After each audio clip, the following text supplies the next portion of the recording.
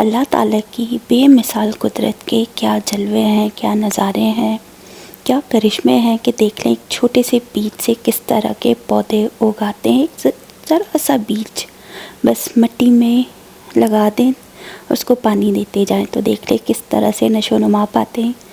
तो हेलो जी, अस्सलाम वालेकुम। अपने छोटे छोटे प्यारे प्यारे प्लांट्स के साथ मैं अपना नया व्लॉग लेके फिर से हाज़िर हूँ। तो कैसे हैं आप सब? उम्मीद करती हूँ सब ठीक होंगे, खैर आफियत से होंगे। मैं भी एकदम ठीक हूँ। व्लॉग का आगाज़ सुबह ही के टाइम से कर रही हूँ। नाश्ता बनाने के लिए नीचे आई थी, साथ ही देखा तो मौसम बेहद अच्छा सुहाना सा था, एकदम सनी डे, और स्नो काफ़ी हद तक मेल्ट हो रही है तो बेहद अच्छा लग रहा था। और आसमान का मंज़र देखें, बादल किस तरह से बने हुए, ऐसे बिखरे हुए छोटे छोटे टुकड़ियों में जो है इस तरह बिखरे हुए थे, तो बेहद अच्छा लग रहा था। और सामने ही सूरज भी नज़र आ रहा था, सूरज की रोशनी थी, तो बहुत ही अच्छा लग रहा था। इतने दिन जो क्लाउडी वेदर, फिर थोड़ा सनी, फिर क्लाउडी, ठंडा ठंडा वेदर था, तो अब शुक्र है अल्हम्दुलिल्लाह से कुछ दिन हुए हैं जो प्लस में जा रहा है टेम्परेचर 2-3 दिन से, तो अच्छा लग रहा है। और स्नो भी काफ़ी हद तक मेल्ट होने लगी है, कई घरों की छतों से हो रही है, तो ज़मीन पर भी जो स्नो है वो भी थोड़ी बहुत मेल्ट हो गई है, लेकिन फिर भी कई जगह जमी हुई है। और आसमान को तो देख के बेहद ही अच्छा लग रहा था, इस तरह से जो बादल बिखरे हुए थे तो बेहद शानदार लग रहा था। नाश्ता वाश्ता करके बर्तन समेट के फिर मैं ऊपर आ गई, सोचा कि बेटे का बेडरूम सेट करती हूँ, तो उसकी बेडशीट वगैरह सब कुछ सेट करके कर्टन हटा के, ताकि थोड़ी धूप लगे कमरे में तो अच्छा लगता है। और हमारे घर के फ्रंट साइड और बैक साइड दोनों साइड से धूप रोशनी अच्छी तरह आती है। सुबह को जब सूरज तलू होता है तो बैक साइड से जो है सूरज की रोशनी आती है, और दोपहर के बाद जो है फ्रंट साइड से। तो जब क्लाउडी वेदर ना हो तो बेहद अच्छा लगता है। बस बेटे का रूम भी समेट दिया, साथ ही यहाँ भी जो है अपना बेडरूम, और दूसरा बेडरूम तो वैसे ही सिमटा हुआ है, उसकी बस बेडशीट थोड़ी सेट कर देती हूँ जब कभी इधर उधर हो जाए।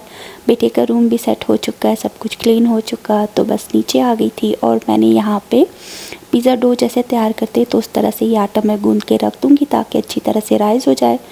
तो साथ ही जो है बस फिर रात को मैंने बेटे के लिए टर्किश स्टाइल जो पिज़्ज़ा होते हैं वो बनाए थे, जो बोट जैसी शेप में होते हैं। तो यहाँ पे जो है मैंने चिकन को मोटा मोटा चॉप कर लिया था, बस पैन में डाल के उसको फ्राई करने लगी हूँ। जब पानी उसका निकल आया, अच्छी तरह से फ्राई होने लगा, तो उसमें मैंने कुछ स्पाइसेस डाल दिए। नमक है, ऑल पर्पस सीजनिंग स्पाइस वो शामिल कर दिया, थोड़ा गार्लिक पाउडर, थोड़ी काली मिर्च, ये डाल के इसको थोड़ी देर और फ्राई करूँगी। साथ ही उसके बाद बस फिर मैं थोड़ी सॉसेस वगैरह इसमें शामिल कर दूँगी, सिराचा सॉस, सोया सॉस और विनेगर, ये शामिल करके इसको थोड़ा और भूनना स्टार्ट करूँगी ताकि अच्छे से फ्राई हो जाए। चिकन बहुत ही सॉफ्ट है, एकदम से गल जाता है, बिल्कुल ही छोटे पीसेस में चॉप किया था। तो यहाँ पे सारी सॉसेस शामिल कर दी, इसको थोड़ी देर और फ्राई किया। साथ ही मैंने हाफ़ अनियन और थोड़ी बेल पेपर जो है चॉप करके रखी हुई थी वो भी इसमें शामिल कर दी। थोड़ी देर स्टर फ्राई किया ताकि वेजिटेबल्स थोड़ी क्रंची क्रंची रहे। उसके बाद मैंने चूल्हा बंद कर दिया था, और डो हमारी बहुत अच्छे से राइज़ हो चुकी थी, तो उसको मैंने एक बार फिर से जो है पंचेस मार के इस तरह से स्मूथ कर लिया था। और अब जो है यहाँ पे मैं थोड़ी सॉस बना रही हूँ अलग से। मैंने थोड़ा पिज़्ज़ा सॉस लिया है, उसमें mayonnaise, mustard sauce, barbecue sauce और साथ ही जो है केचप शामिल करके इसको अच्छी तरह से मिक्स कर लिया, तो एक सॉस जैसी बना ली थी। साथ ही जो है बस पिज़्ज़ा डो के मैंने 3 से 4 पेड़े बना लिए थे, उनको अच्छी तरह से बेलन के साथ लंबाई की शेप में बेल लिया था, तो वो पार्ट नहीं दिखाया मैंने, बस बेल के इस तरह से सेट कर लिया है। अब इसके साइडों में जो है चीज़ रख के बस इसको फोल्ड कर लूँगी और बोर्ड जैसी शेप दे देंगे, एक लंबी जो नान जैसी शेप होती है, तो उस तरह से ये तैयार हो चुकी थी। इसके कॉर्नर्स में अच्छा चीज़ की फिलिंग हो जाएगी तो वो भी मज़े का लगेगा। खैर बस फिर अब इसके सारे साइड्स जो है अच्छी तरह से फ़ोल्ड करके मैं सील कर दूँगी ताकि बंद हो जाए चीज़ एकदम अच्छे से, अंदर ही सेट रहे, बाहर ना निकले। तो अब यहाँ पे उसकी सारी सेटिंग कर रही हूँ, इसी तरह से बाकी की डो भी तैयार कर लूँगी। 3 इस तरह के पिज़्ज़ा मैंने तैयार कर लिए थे। अब सबसे पहले सॉस जो है ऊपर से लगाती हूँ, सब जगह पे लगा के अच्छी तरह से। उसके बाद जो है चिकन की फिलिंग जो तैयार की थी वो रख के मैं इसको अच्छी तरह से सेट कर लूँगी। तो अब यहाँ पे सारी सॉस जो है लग चुकी है सब जगह पे, और उसके बाद बस जो चिकन की फिलिंग तैयार की थी वो सारे इस बोट में भर के अच्छी तरह से मैंने फिलिंग कर ली थी इस बोट की।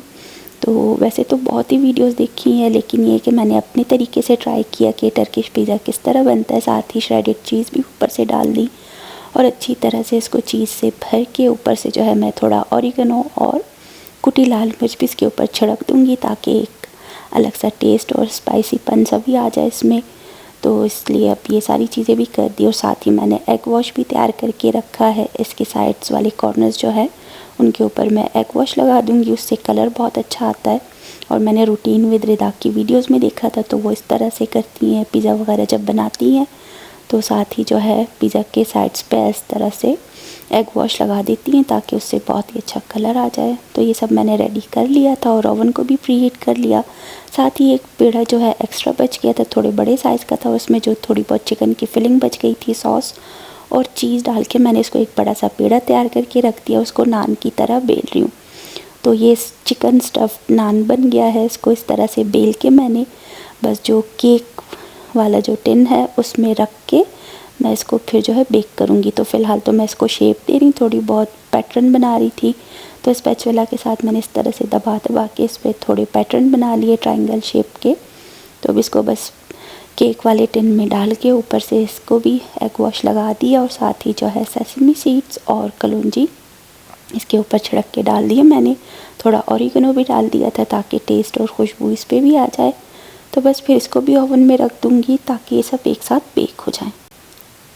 बस फिर यही चीज़ें मैं ट्राई करती रहती हूँ। कभी मुझसे बहुत ही अच्छी चीज़ें बन जाती हैं, कभी ख़राब बन जाती हैं, तो हम लोग तो खा लेते हैं मज़े से। खैर बस फिर क्या करें, एक्सपेरिमेंट तो करने पड़ते हैं, कभी अच्छे बनते हैं कभी ख़राब। तो यहाँ पे देख ले मेरी बोट शेप की जो है टर्किश स्टाइल पिज़्ज़ा तैयार हो चुका है। तो यहाँ पे उनको निकाल लिया था मैंने। साथ ही जो है नान भी तैयार हो चुका है। इसको भी पैन से निकाल के रख दिया ताकि ठंडा हो जाए।